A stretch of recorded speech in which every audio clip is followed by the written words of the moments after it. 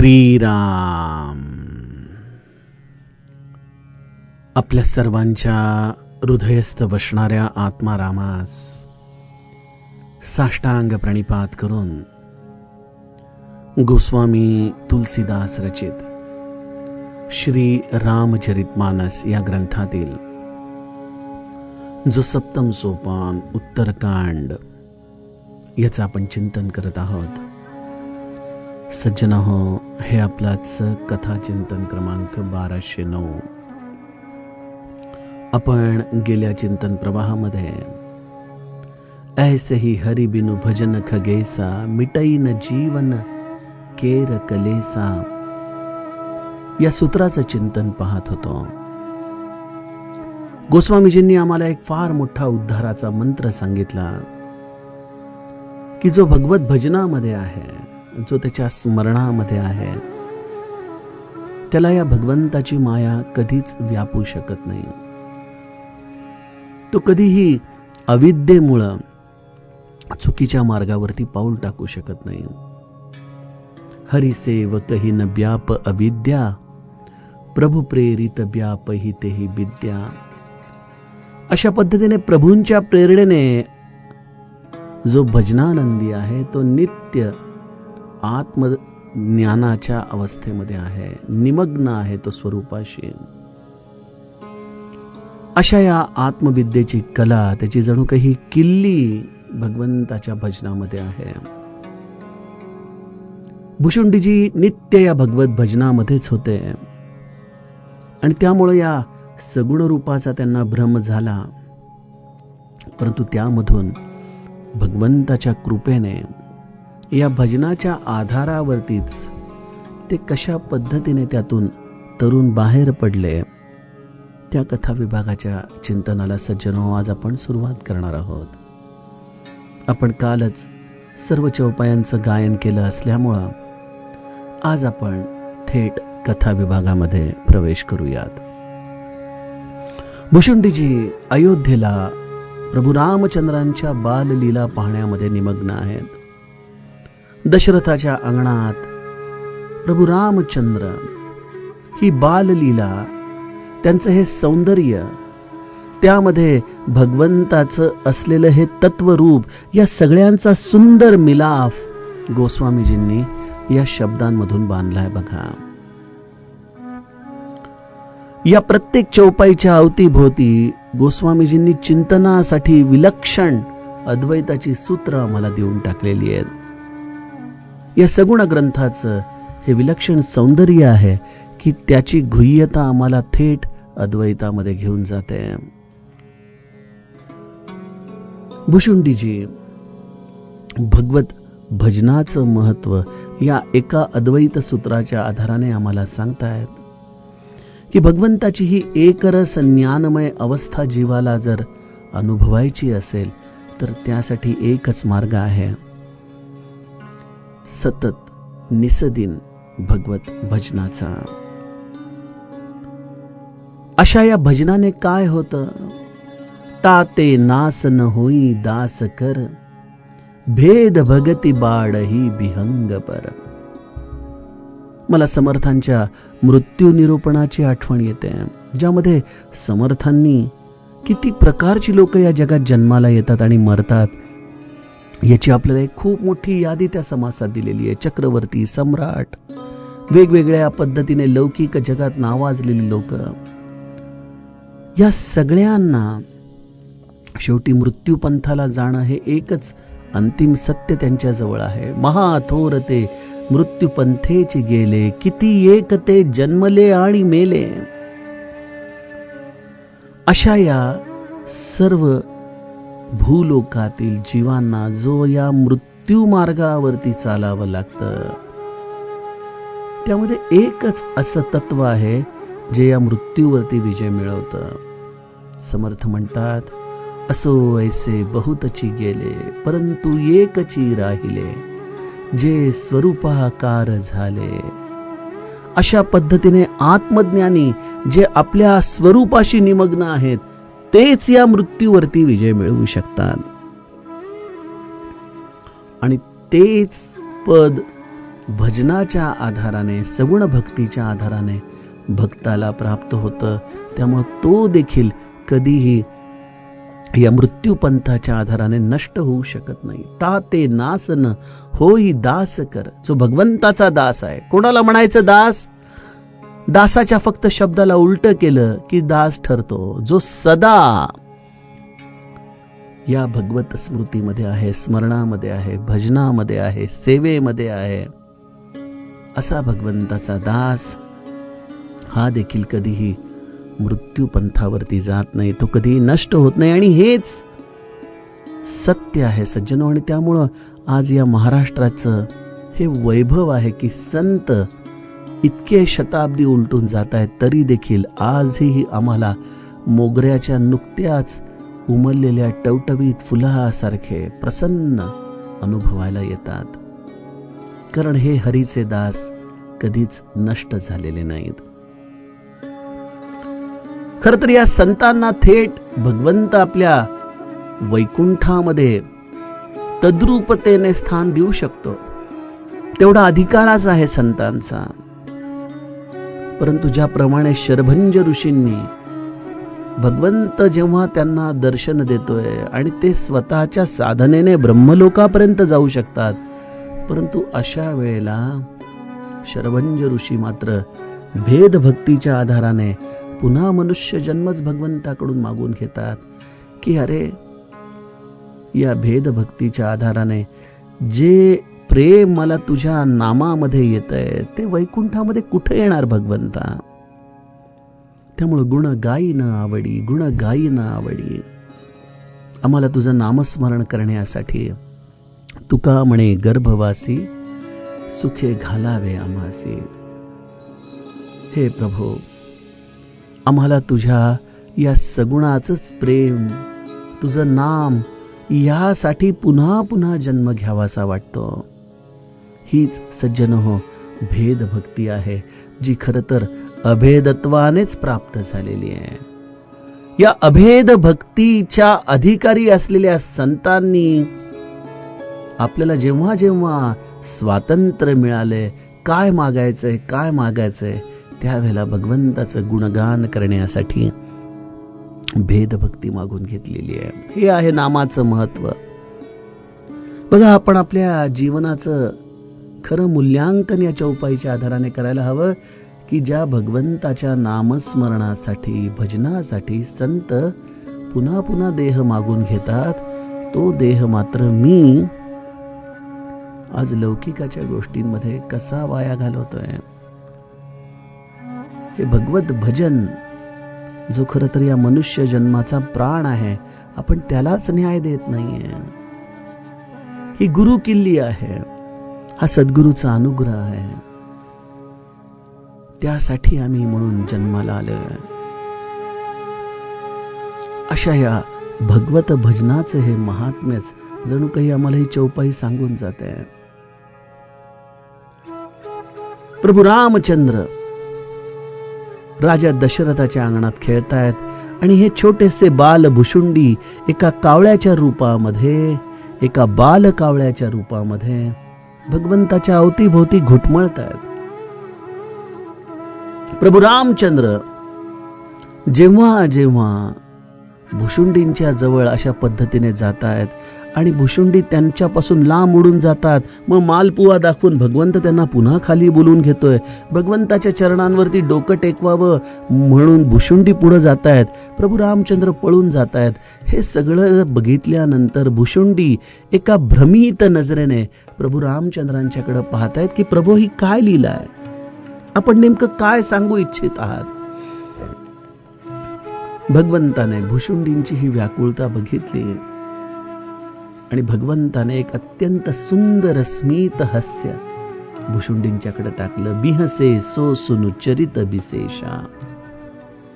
आणि भगवंताचं हे स्मित हास्य जे समस्त ब्रह्मांडाची उलथापालत करू शकतं, जे मायेला देखील मोहित करून टाकू शकतं, असं हे भगवंताचं विशेष स्मित हास्य होताच त्यातून एक विलक्षण चरित्र जे भुशुंडींच्या बाबतीत घडलं ज्याचं मर्म कोणालाही कळू शकत नाही.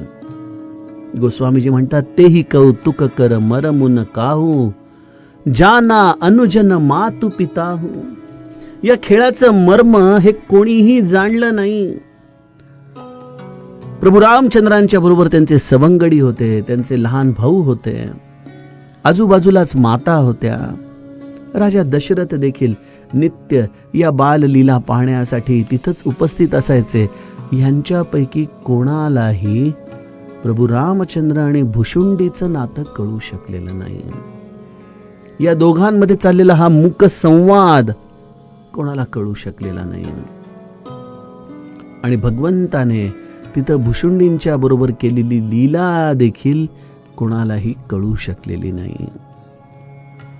सज्जनो, जसे हे वेगवेगळे अधिकार आपण गेल्या काही कथा विभागांमधून बघितले की वक्त्याचे अधिकार काय आहेत, श्रोत्याचे अधिकार काय आहेत, त्याप्रमाणे भगवंत आणि भक्त यांच्यामध्ये देखील एक विलक्षण नातं आहे. भगवंत देखील त्या भक्ताच्या अधिकाराप्रमाणे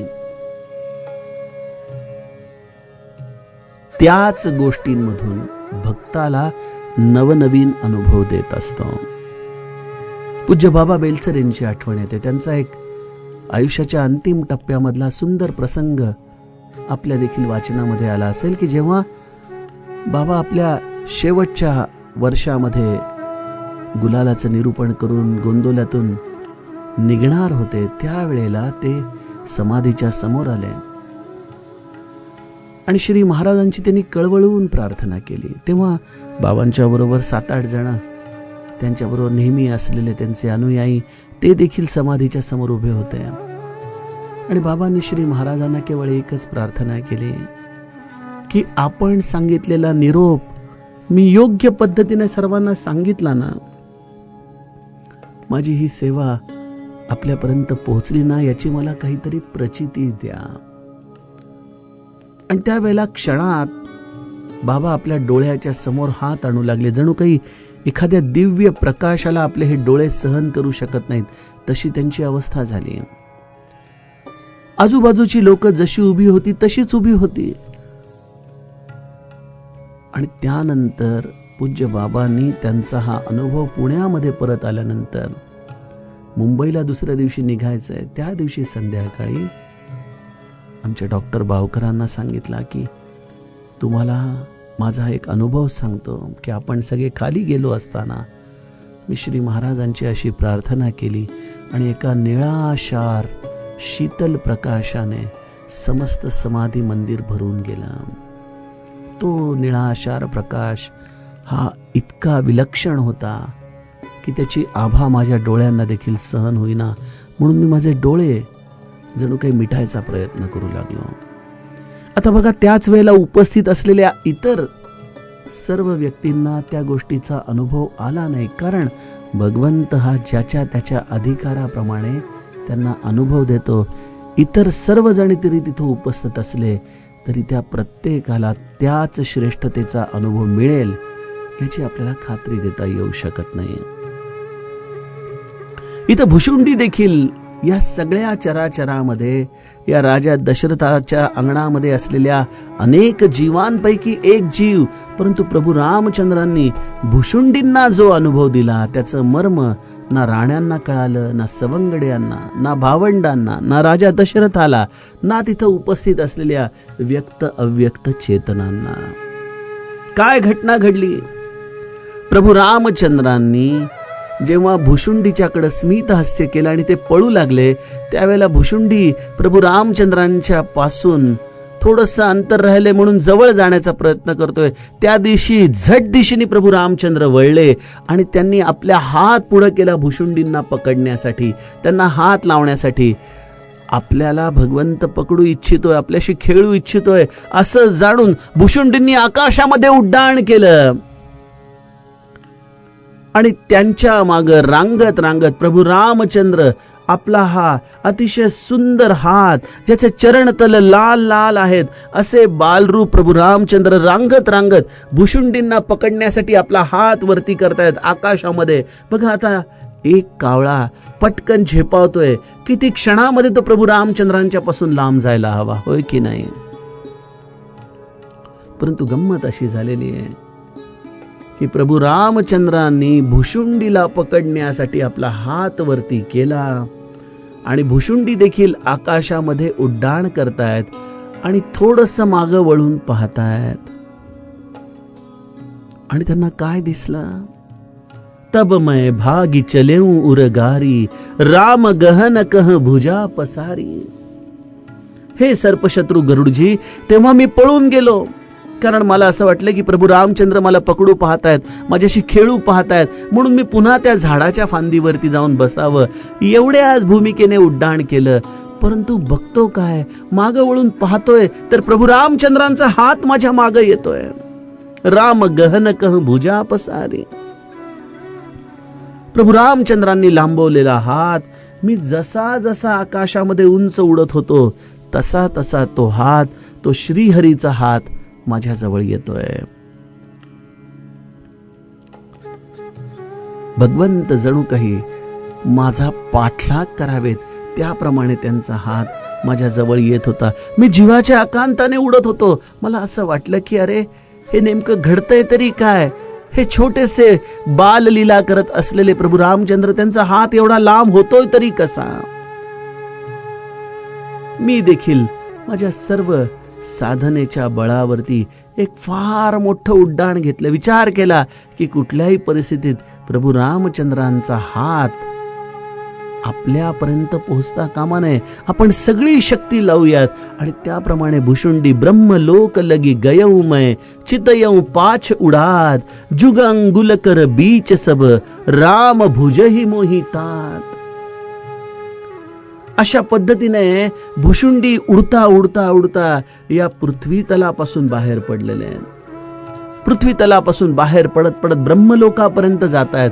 त्यांना वाटलं की आता तरी कदाचित प्रभू रामचंद्रांचा हात माझ्यापर्यंत पोहोचू शकणार नाही, म्हणून मागं वळून पाहतायत तर काय, प्रभू रामचंद्रांच्या हाताच्या बोटांमध्ये आणि भुशुंडींच्या मध्ये केवळ 2 बोटाचं अंतर राहिलेलं आहे.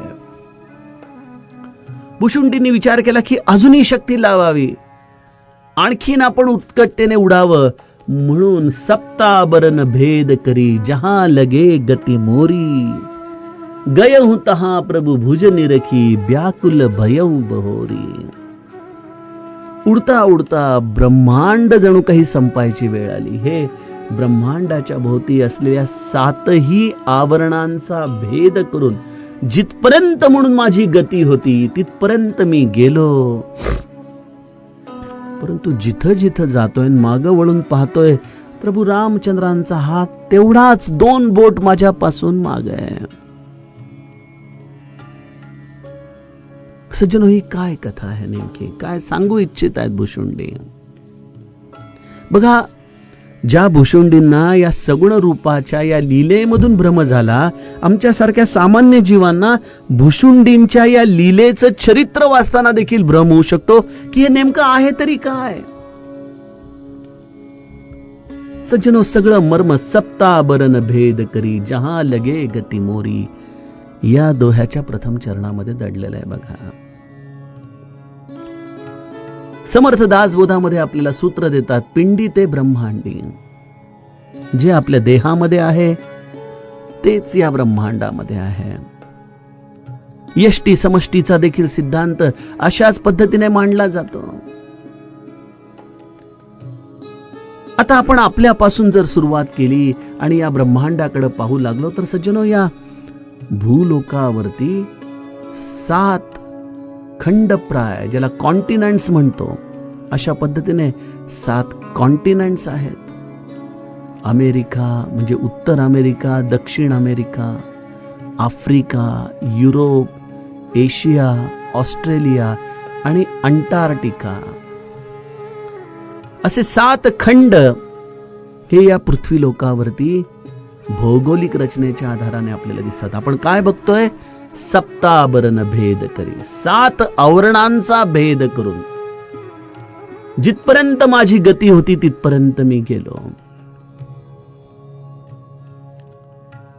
ही 7 खंड ही या पृथ्वीची शोभा आहे.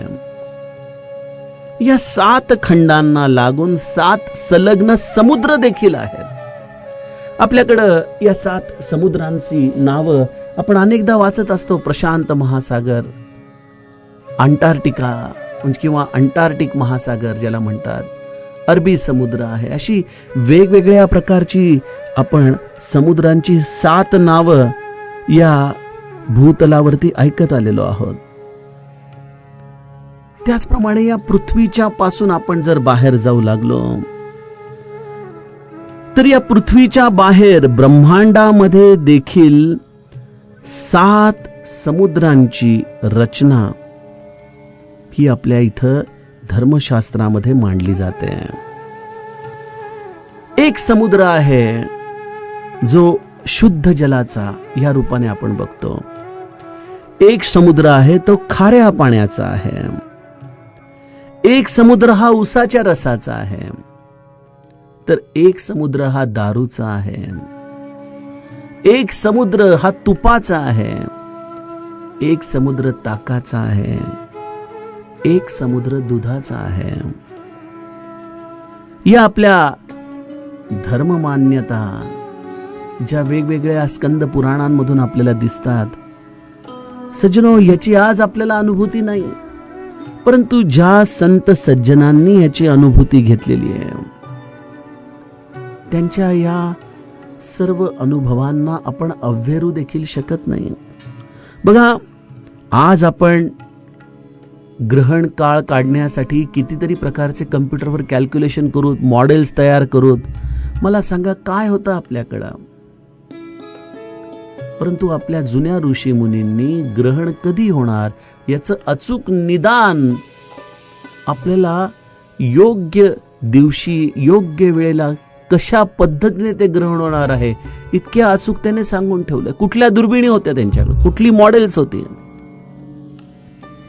परंतु तरी देखील ती अचूकता त्यांच्याकडे होती. अनेक ऋषी मुनी ध्यानाच्या मार्गाने जाता जाता ज्या ग्रहावरती पाहिजे त्या ग्रहाशी तद्रूप होऊन यायचे, त्यावरती भ्रमण करून यायचे. त्यामुळे ही 7 समुद्रांची रचना आपण लहानपणापासून उपमन्यूची कथा ऐकत आलेलो आहोत, ज्याच्या आईने पाण्याला पीठ लावून उपमन्यूला दूध म्हणून लहानपणापासून दिलं आणि त्या उपमन्यूला जेव्हा एकदा खरं दूध पाहायला मिळालं तेव्हा तो आपल्या आईच्या मागे लागला, आई मला हे असं पिठाचं दूध नको, मला खरं दूध हवंय, खरं दूध हवंय. आई म्हणाली, अरे आपण एवढे गरीब आहोत, आपण कुठून आणणार खरं दूध. अशा वेळेला उपमन्यू भगवंताच्या तपश्चर्येसाठी केवळ या दुधाच्या प्राप्तीसाठी म्हणून गेला आणि भगवंताने त्याला क्षीरसागर प्रदान करून टाकलेला आहे. अशा या कथा आपण लहानपणापासून ऐकलेल्या सज्जनो. त्यामुळे पृथ्वीच्या आतमध्ये 7 खंड, पृथ्वीच्या आतमध्ये 7 समुद्र, हे असं अनंत कोटी पसरलेलं ब्रह्मांड आणि या ब्रह्मांडाच्या बाहेर देखील हे अशाच पद्धतीचे असलेले 7 समुद्र आहेत. आपल्याकडे 7 लोकांची देखील चर्चा केली जाते. 7 लोक वरती आणि 7 लोक खाली, अशा पद्धतीने आपण भू भुवा स्वहा महा जना तपा सत्य अशी ही 7 लोक जी भगवत ऊर्ध्वमुख दिशेने मांडलेली आहेत त्यांचं आपण चिंतन करत आलेलो आहोत. आणि त्याचप्रमाणे पाताळामध्ये देखील 7 लोकांची रचना आहे. अतल, वितल, सुतल, रसातल, तलातल, महातल, पाताळ, नरक अशा ह्या 7 लोकांची देखील रचना या ब्रह्मांडामध्ये केली गेलेली आहे. म्हणजे ब्रह्मांडामध्ये या 7 शब्दाचं फार महत्व आहे. त्याचप्रमाणे जे पिंडी आहे तेच ब्रह्मांडी आहे असा विचार केला तर सज्जनो, या देहामध्ये देखील 7 लोक आहेत जी ही 7 कुंडलिनीची स्थानं आहेत. त्यामध्ये मूलाधारापासून ते सहस्राकारापर्यंत अशी ही 7 कुंडलिनींची स्थानं ज्याच्यामध्ये जीवाला पुरुषार्थ करावा लागतो साधनेचा. जसा भुशुंडींनी आपल्या साधनेच्या आधाराने प्रयास करून बघितला की आपण आपल्या बळावरती या स्वरूपाकारापर्यंत जाऊ, परंतु या प्रत्येक ठिकाणी जेव्हा जेव्हा ते मागं वळून पाहतात तेव्हा लक्षात येतं की अरे इथपर्यंत येण्यासाठी कोणाचा तरी आधार मागं आहे, कोणीतरी आपल्या पाठीशी आहे. ज्याला शोधण्यासाठी चाललेलो आहोत तो जणू काही आपल्या नित्य बरोबरच आहे. सज्जनो, श्रीमद भागवताची देखील आठवण येते जिथं धुंदुकारीचं चरित्र आहे, जो आपल्या वासनेमध्ये अडकलेल्या भावासाठी श्रीमद भागवत चरित्र सांगतो, ज्याच्यामध्ये देखील त्याच्या या वासना 7 गाठींमध्ये कशा पद्धतीने अडकून पडलेल्या असतात. त्यामुळे या 7 संख्येचं महत्व अनन्यसाधारण आहे, अनन्यसाधारण. आणि या सर्व 7ही अवस्थांमध्ये ज्याचा शोध घ्यायचा तो क्षणभर देखील आमच्यापासून लांब नसतो. बघा, आपण महादेवाच्या चरित्रामध्ये बघतो अनेकदा राक्षसांच्या मदतीसाठी, त्यांच्याशी संवाद करण्यासाठी देखील तो पाताळामध्ये जातोय, वेगवेगळ्या राक्षसांशी संवाद करतोय. अरे म्हणजे अशी कुठली जागा आहे महादेवाला? हरि व्यापक सर्वत्र समाना, प्रेम ते प्रगट हो ही मै जाना. हेच त्या महादेवाचं सूत्र. आणि त्यामुळे त्याला या 7 लोकांमध्ये तो कुठेही असला तरी तो भगवंतापासून कधीच लांब झालेला नाही. आणि सज्जनो, हे मर्म आहे या सगुण चरित्राचं, की तुम्ही साधनेचा नितांत प्रयास करा. ज्या भगवंताला प्राप्त करायचं आहे, जो या सहस्त्राकाराला भेदून प्राप्त होणार आहे, असं जे शास्त्रांनी आम्हाला सांगितलेलं आहे, परंतु ज्याला प्राप्त करायचं आहे तो आपल्यापासून केवळ 2 बोटच लांब आहे. हे ज्या दिवशी आम्हाला कळेल त्या दिवशी आमच्या जीवनामध्ये चाललेली हा कोलाहल थांबून जाईल. आम्ही जिथं आहोत तिथंच तो भगवंत आहे. किंबहुना जेथे जातो तेथे तू माझा सांगाती, चालविसी हाती धरोनिया. ही तुकाराम महाराजांची जी अवस्था आहे तीच आम्हा जीवांची अवस्था आहे. म्हणून श्री महाराज म्हणायचे की माझ्या माणसाने साधनेचे कष्ट करू नयेत. तुम्ही जिथं आहात, ज्या स्थितीमध्ये आहात, भगवंताला केवळ अत्यंत प्रेमाने, आर्ततेने हाक मारा. तो केवळ तुमच्यापासून 2 बोट लांब आहे. आपण म्हणाला 2 बोट तरी का लांब आहे? सज्जनो, ह्या 2 बोटांमध्ये एक विलक्षण सूत्र सामावलेलं आहे. समर्थ दासबोधामध्ये माता शारदेची व्याख्या करताना म्हणतात की जी महापुरुषाची भार्या अतिसलग्न अवस्था तुर्या. अतिसलग्न अवस्था आहे, 2च बोट अंतर आहे, फक्त 2 बोट. एका बाजूला भगवंत, एका बाजूला जीव, मध्ये 2 बोटाची तुर्या, बस. आणि गुरुकृपा या तुर्येपासून आम्हाला ओलांडून भगवंताशी तद्रूप करून टाकत असते. हे सगळं शास्त्र विलक्षण गुह्य आहे, मनाला खूप समाधान देणार आहे. ज्या क्षणी तुम्ही आतून शांत व्हाल, न जायेची काशी न जाये गयेशी, गुरु चिंतना वीण कोठे न जाये, त्रिकाळी सदा पाय तुझेची पाहे. ज्या भगवंताला शोधायचं म्हणतोय तो भगवंत माझ्यापासून लांब आहे कुठं? आहे कुठं?